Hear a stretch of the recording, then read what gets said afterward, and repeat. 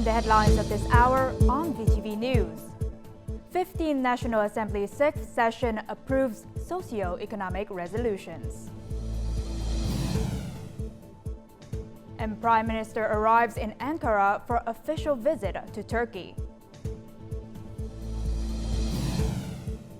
In our world news, India celebrates successful rescue of 41 trapped workers.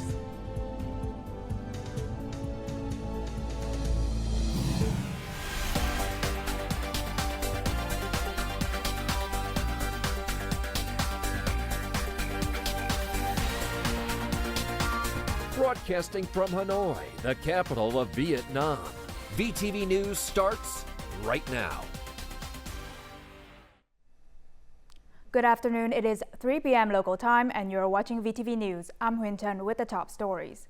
Now, the 6th session of the 15th National Assembly concluded this morning, chaired by National Assembly Chairman Vương Đình Huệ. With the majority of votes in favor, the National Assembly approved several significant resolutions concerning the VAT rate and additional corporate income tax. More in the following. On the final working day, the National Assembly agreed to extend the reductions of the value-added tax rate by 2% for specific groups of goods and services listed in Resolution number 43 of the National Assembly until June 30th, 2024. The 6th session has passed 7 laws and 8 resolutions. Additionally, it discussed and commented on 8 other law projects. The National Assembly also carefully discussed the situations in 2023 and assigned plans for the next year. 2024 is a pivotal year, especially in successfully implementing the tasks of the entire term. The National Assembly has stressed the importance of continuing to prioritize promoting economic growth, maintaining macroeconomic stability, controlling inflation, and ensuring a balanced economy. It is necessary to review and improve institutions, laws, mechanisms, and plans at all levels. Comprehensive development in all cultural and social fields should be pursued, and the proposal for the National Target Program on revitalizing cultural development and building Vietnamese people should be promptly developed and submitted to the National Assembly for consideration.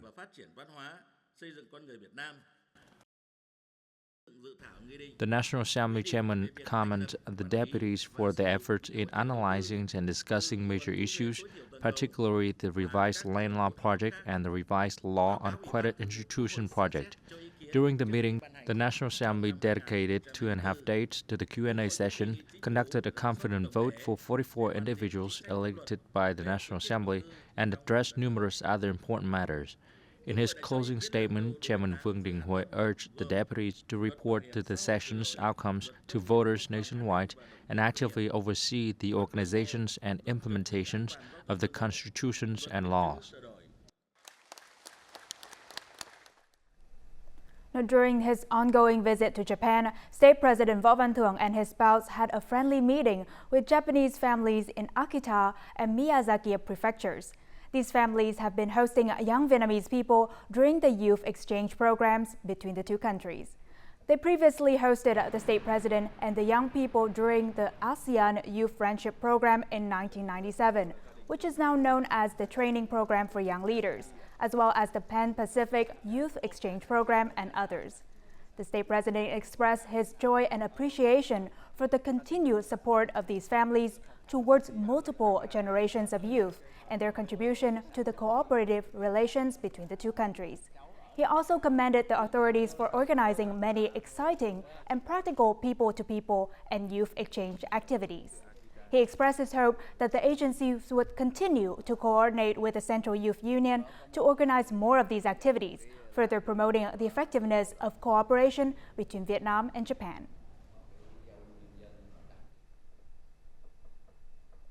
Prime Minister Phạm Minh Chính and his spouse, along with a high-ranking Vietnamese delegation, have arrived in the capital city of Ankara to begin an official visit to Turkey. This visit is taking place at the invitation of the Turkish government. Upon their arrival at the airport, Prime Minister Phạm Minh Chính and his entourage were warmly welcomed by Turkey's Deputy Foreign Minister, senior officials of Ankara, and the Vietnamese ambassador to Turkey, officials from the Vietnamese embassy and a number of overseas Vietnamese residing in the country. This visit marks the first official visit by a Vietnamese prime minister to Turkey and is also the first high-level delegation exchange between the two countries since 2018. As such, it holds great significance in strengthening political trust and enhancing the effectiveness of multifaceted cooperation between Vietnam and Turkey. During the visit, the Vietnamese government leader will engage in talks and meetings with the Turkish president, vice president, and chairman of the Turkish National Assembly. He will also meet with several Turkish ministers and leaders of major economic groups and participate in a bilateral business forum.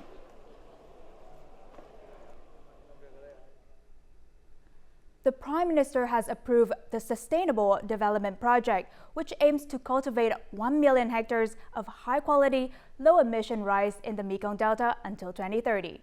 The project sets specific targets, including reducing the amount of rice seeds sown to less than 70 kilos per hectare, minimizing the use of chemical fertilizers and pesticides by 30%, and decreasing irrigation water usage by 20% compared to traditional methods.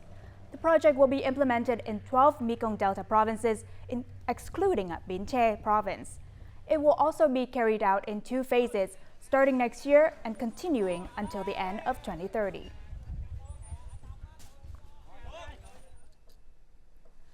The low-emission rice project is witnessing abundant opportunities in the Mekong Delta, Vietnam's largest granary. Once implemented, the project will bring about significant changes to the local agricultural industry, including the introduction of new concepts such as carbon credit trading. Many localities in the region are making concentrated efforts to implement another impactful approach to sustainable agriculture.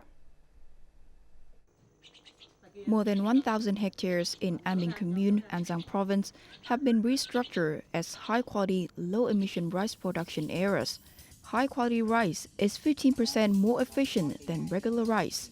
This level of efficiency is expected to increase as the production area expands to as large as 1 million hectares.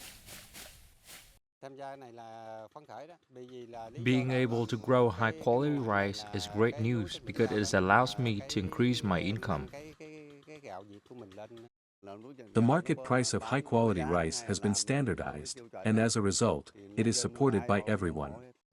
These rice fields are managed by Bình Hòa Agricultural Cooperative in Đồng Tháp Province. The farmers have mastered farming techniques that help reduce greenhouse emissions. Emissions-conscious rice cultivation practices have also been widely applied across the Mekong Delta region. The practice is easy to follow and results in high yields and incomes. Therefore, there is no reason not to adopt it. The Sustainable Development Project aims to cultivate 1 million hectares of high-quality rice, promoting green growth in the Mekong Delta. The project is being implemented in 12 provinces and cities in the region, excluding Bến Tre province. According to the Ministry of Agriculture and Rural Development, participating farmers will receive budgetary support for rice varieties in the first 4 consecutive crops. Additionally, they will have access to loans of up to $824 per harvest during the project period. The project also aims to strengthen the role of cooperatives as supervisors for large-scale production. Cooperation is essential in each raw material area. It is also the weakest point in our project implementation. We must address this issue because cooperative business cooperation is the most important factors in this project.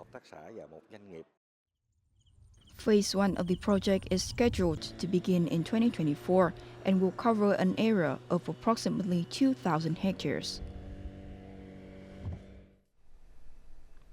The Ministry of Industry and Trade recently launched a program to select 100 typical businesses to participate in the Vietnam National Pavilion on the e-commerce platform Alibaba.com.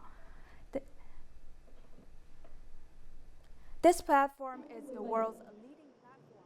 This business has specialized in manufacturing and exporting Vietnamese handicrafts on the Alibaba.com platform for 8 years. Starting as a small souvenir shop, it has grown into an export manufacturer with an annual revenue of $10 million. Transitioning from a retail store to an online store is a challenging endeavor, especially when aiming to obtain verified supplier certification. To obtain the verified supplier certification, our business must undergo a rigorous audit program. It is essential that all of our information be transparent and made public. This transparency is key to gaining the trust of our customers. Being featured in the list of 100 typical companies participating in the Vietnam National Pavilion is considered a significant advantage for businesses. Alibaba.com is a platform specifically designed to support small and medium-sized enterprises in participating in online exports. Smart marketing.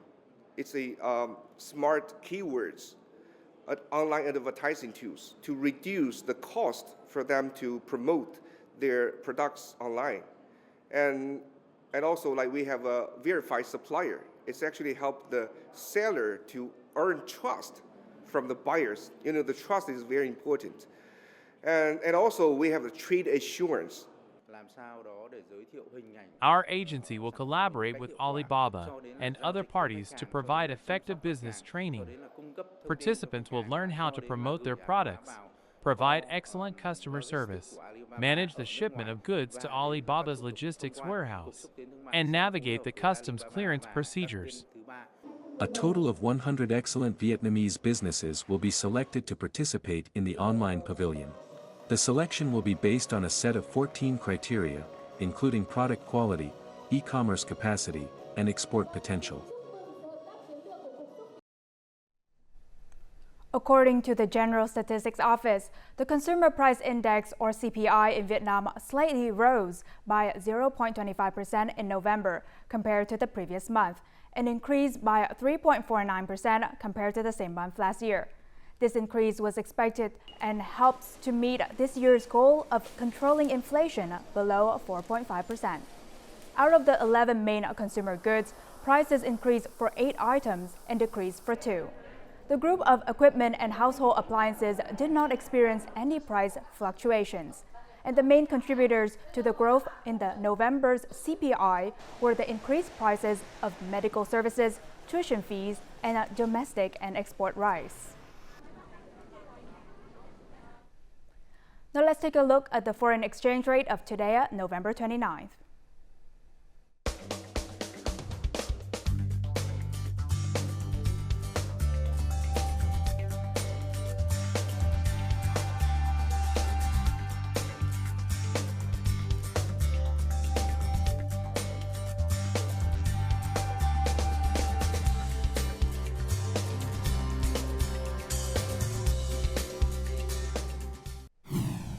Coming up next on VTV News. Hanoi hosts Vietnam Asia 2023 Smart City Summit. And French director fuses cải lương and opera on stage.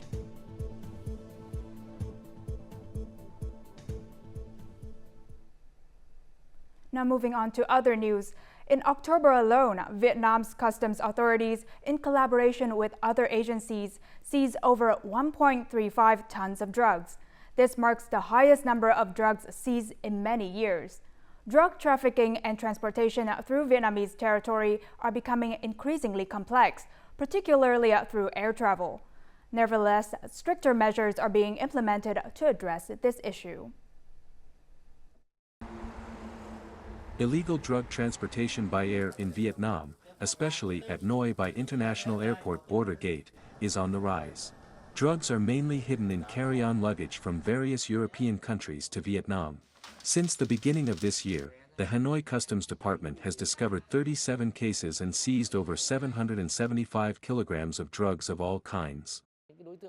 In the past, foreigners did not often carry large quantities of drugs with them. However, there are now cases of individuals attempting to transport hundreds of kilograms of drugs, including 5 to 10 kilograms of cocaine and amphetamine. In the past 10 months, the customs sector has collaborated with the police and border guard to apprehend 221 cases involving 2.7 tons of drugs of various types. When we find out about their methods and strategies, the subjects change their plans. The main subjects live in a legal exile in Europe. World Customs has organized customs intelligence networks to gather information on the issue. Vietnam Customs has coordinated effectively with the police, border guard, and coast guard to promptly dismantle transnational drug trafficking rings. Drug trafficking continues to evolve unpredictably.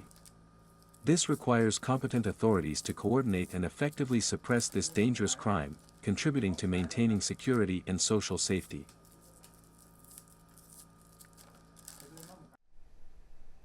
The government has requested the State Bank of Vietnam to determine a reasonable credit growth limit for 2023 and allocate all credit quotas so that banks can proactively expand lending until year-end. There is approximately $29 billion in the banking system, which is qualified for loans, and demand in the economy is high. More in the following story.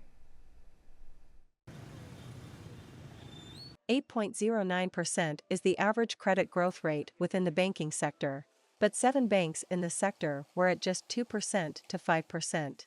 On the contrary, there are many banks with credit growth rates of over 20%. This is the peak time for the economy's credit needs, but many banks, even though they still have money and many viable customers, cannot offer loans without the permission of the State Bank of Vietnam. More than 11.56% of the bank's credit room has been used up.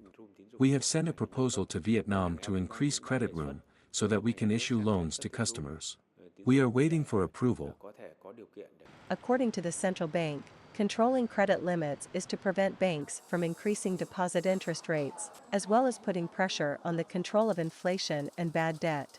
However, the State Bank of Vietnam uses risk safety methods. This method is both public and transparent, and would not administratively intervene in the lending activities of commercial banks. Current risk safety ratios tools control mobilization and lending. These tools meet all the requirements of market mechanisms and international practices. If banks intentionally mobilize capital against or lend subprime regulations, the State Bank of Vietnam also has tools for inspection and supervision. Commercial banks are required to report on their activities to the State Bank of Vietnam. If there are any frauds detected, the central bank can wield their tools of inspection to intervene. There is only a month left in the year to disburse more than $729 billion, which is an impossible task. Banks have excess capital, many businesses and people are needed for capital. According to experts, removing bottlenecks or even removing credit limit tools is expected to contribute to opening up capital flows into the economy during this year-end period. The Vietnam Asia 2023 Smart City Summit commenced in Hanoi on Wednesday. This two-day conference, jointly organized by the People's Committee of Hanoi, has brought together over 1,000 experts and business leaders from 11 economies. The event aims to showcase various technologies that assist in the management of smart cities, including eKYC technology for citizen identity verification. Additionally, there will be discussions on programs such as internet usage monitoring to detect fake news, management of environmental pollution, flooding, traffic congestion, and healthcare. Attendees at the event agreed that the key to developing sustainable smart cities lies in digital connectivity and data sharing, with a strong emphasis on security. Experts also emphasize the importance of tailoring smart city development to the unique characteristics of each city. Currently, 48 out of 63 provinces and cities in Vietnam are implementing their own smart urban development projects. And in Hanoi alone, the goal of creating 10 million electronic health records for residents is nearing completion.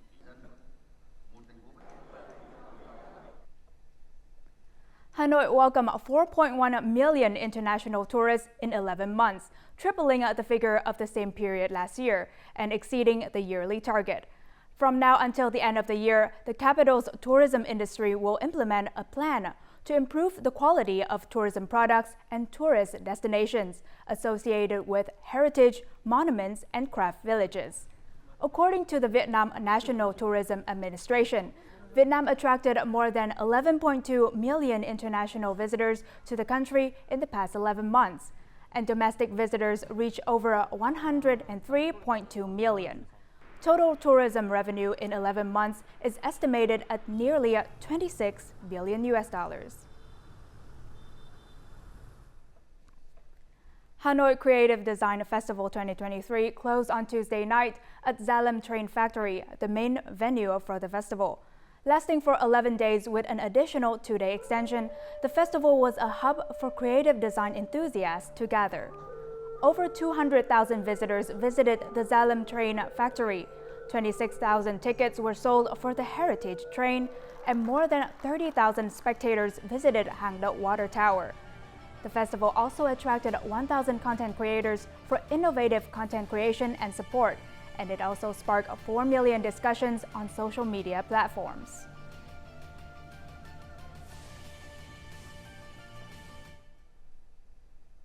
The opera Paysage d'un l'Oubli by Vietnamese-French director Olivier Denin-Hue has been introduced to local audiences for the first time.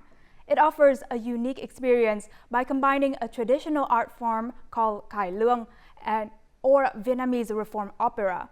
This event is part of the activities commemorating 50 years of diplomatic relations between France and Vietnam.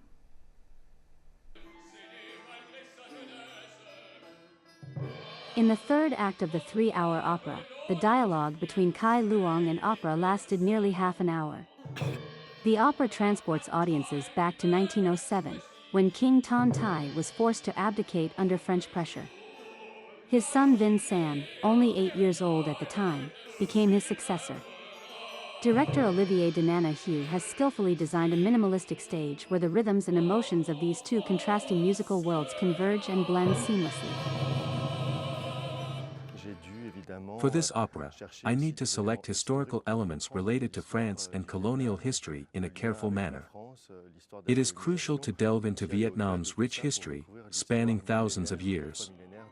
During my exploration, I have come across legends, ancient stories, poetry, and the vibrant Vietnamese Cải Lương art, which serves as a significant source of inspiration for this opera. The opera, Paysage d'un l'Oubli, is performed in 3 languages, English, French, and Vietnamese. Despite the limited practice time, the artists did not encounter significant language issues. The opera involves actors from France, Korea, and Vietnam. We had very productive training sessions. In this opera, I am required to speak in French. The director and other artists have provided me with valuable assistance in my practice. We all worked very carefully with the director on the Vietnamese art forms that appear in this play, not only Cải Lương but also traditional Vietnamese musical instruments. Through this, we gained more knowledge about Vietnam's history so that we could absorb the content of the story we are conveying. In search of lost memories, the main character of the opera embarks on a journey spanning hundreds of years.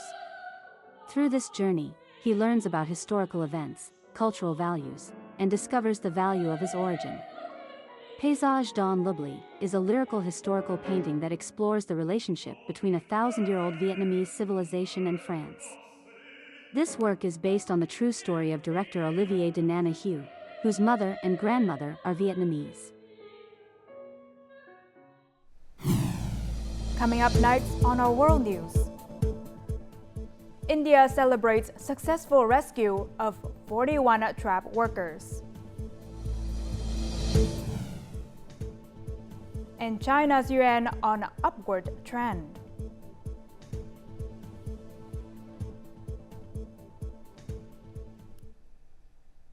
Welcome back to VTV News. Now, all 41 workers trapped in the Silky Yara tunnel in Uttarakhand state, northern India, were successfully rescued on Tuesday, bringing an end to a 17-day search operation. Rescuers achieved a remarkable feat by digging 10 meters in less than 24 hours. and were able to pull out all stranded workers within 1 hour. India Prime Minister Narendra Modi praised the search and rescue efforts, stating that everyone involved in the mission had demonstrated exceptional humanity and teamwork. The rescue workers are now taking the necessary time to readjust to ground temperatures, which rest at 14 degrees Celsius. In November, the Chinese yuan has shown signs of robust recovery against the US dollar. Experts believe that the appreciation of the Chinese yuan will restore market confidence and signal an economic rebound after reaching its lowest levels. The yuan's gains are associated with the U.S. Federal Reserve's decision to pause on interest rate hikes in its last meeting. This has caused the U.S. dollar index to fall and reducing pressure on the falling yuan. Investments in yuan-denominated bonds have been growing recently, driving yuan-denominated investment in foreign markets. Additionally, the Chinese yuan has surpassed the euro to become the second largest currency in global trade finance.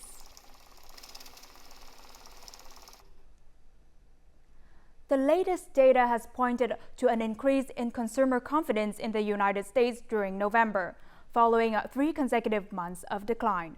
According to the Tuesday release of the Conference Board survey, U.S. consumer confidence rose to 102 in November, compared to a revised 99.1 in October.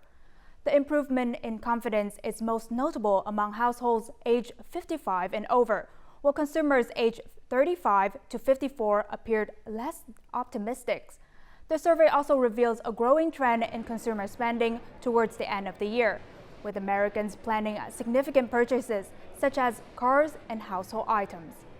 During the 5-day peak of the year-end shopping season, American consumers spent close to $40 billion, and on Cyber Monday alone, retailers achieved a record-breaking $12 billion in sales. Consumer spending in the U.S. is supported by a strong labor market, while inflation is being gradually controlled. This positive signal is beneficial for the U.S. economy, as consumer spending accounts for 2/3 of the country's total GDP. In Tasmania, Australia, there is a special film school that is helping individuals with learning disabilities find employment on sets for major productions. The school provides students with skills that enable them to share their unique stories. Passionate about filmmaking, these students with learning disabilities have been learning how to become directors and producers in a film school tailored specifically for them. For over 10 years now, Bus Stop Films has been teaching individuals with intellectual disabilities how to make movies.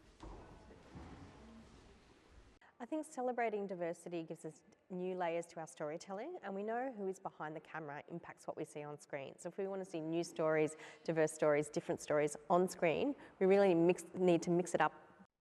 The students are now applying their new knowledge to create their first short feature. It is a comedy drama that revolves around a community struggling with poor internet connection.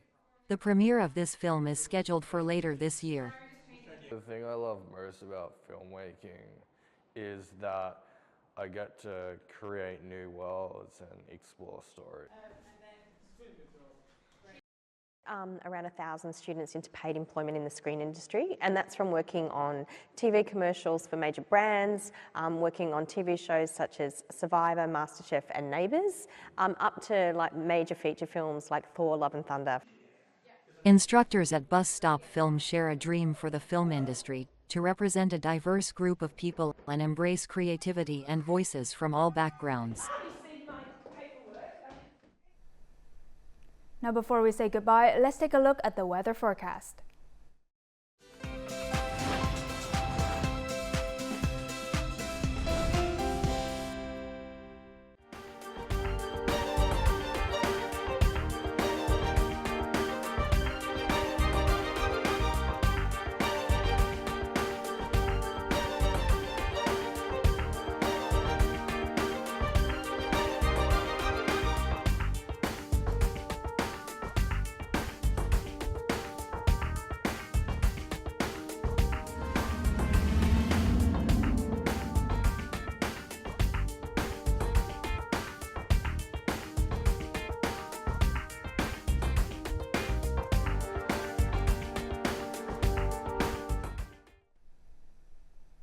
And that is it for this news bulletin. To rewatch our program, you can download our mobile app VTVgo or check out our YouTube channel VTV4Go. Thank you for watching and see you next time.